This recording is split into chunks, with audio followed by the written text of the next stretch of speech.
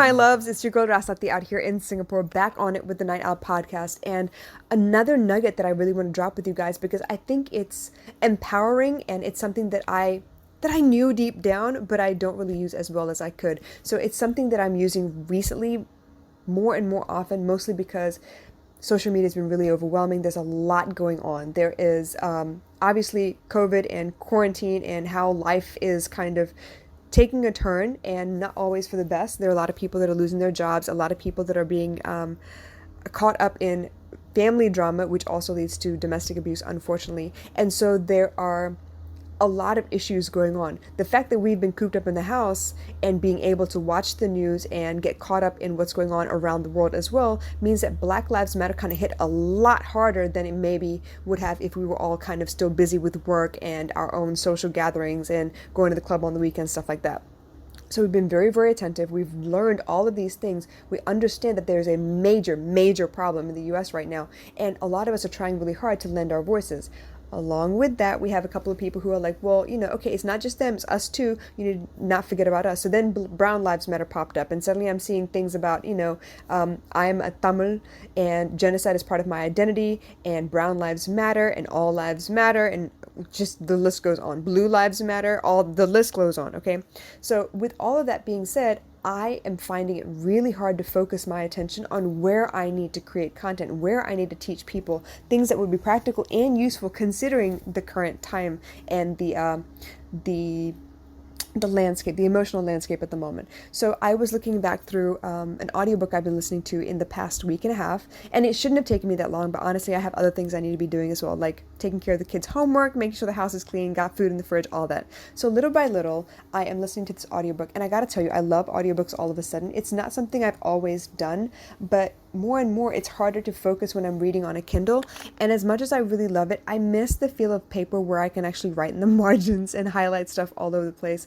As much as I can bookmark and highlight in a Kindle, it's not the same. So I've been listening on audiobook. It's been really, really interesting, and as crazy as it sounds that you could actually get through an entire book of several hundred pages in the span of maybe 2-3 hours, it still takes me a while. I like the stop and go process where I can pause something that I'm listening to and kind of take a while to absorb it, because it's not the same when you kind of listen in the background and are, it's just like ambient noise in the background. You don't actually absorb the material that they're trying to teach. But this way, I've been able to stop, pause, write down notes, jump off the couch and come to a podcast episode if it so suits me, and it's been really, really helpful. So one of those moments is actually just right now. I got to the very end of it, and it was talking more and more about living in the present moment.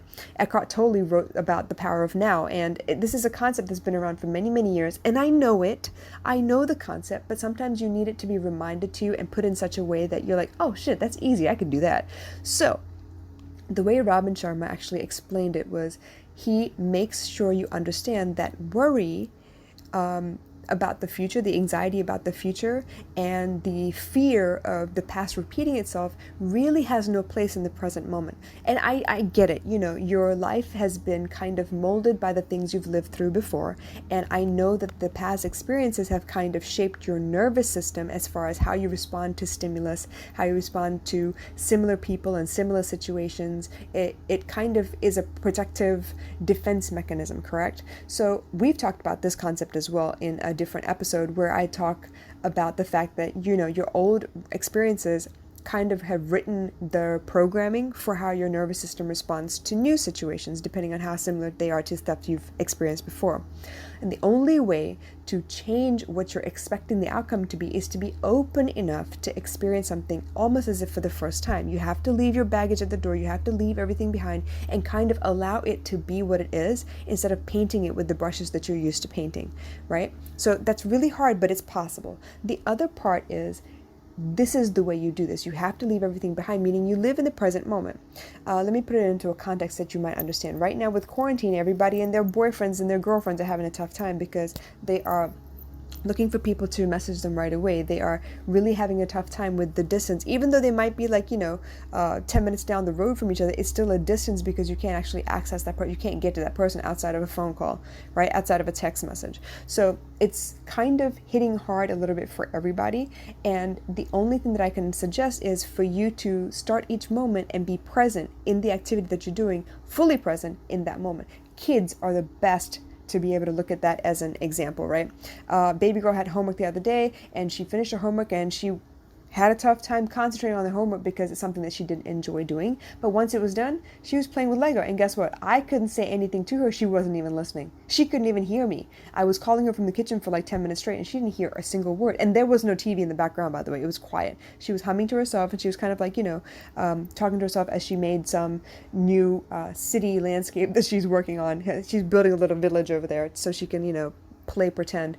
But she didn't hear anything that I said because she was so fully engaged in the moment that she forgot all outside stimulus. Now, I know the number one distraction for you guys is your phone. I know it is for me. So even if I am cooking at the moment, I still have Netflix going on in the background. I have music going on in the background. Now, if it's music, I'm still kind of grounded and I am in the present moment, and it helps me because the music is kind of like ambient noise. It kind of runs in the background. I don't have to worry about it. If I know the song, I kind of sing along, but I can focus on cutting the vegetables or cooking the meat or sauteing, whatever the case may be. When it's cooking, it's physically doing the work and I can actually concentrate. The music is not a distraction.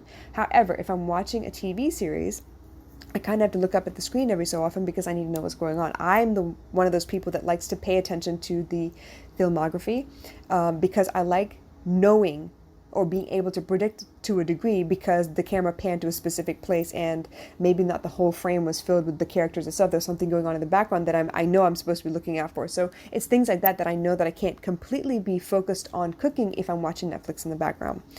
But this is what I'm saying.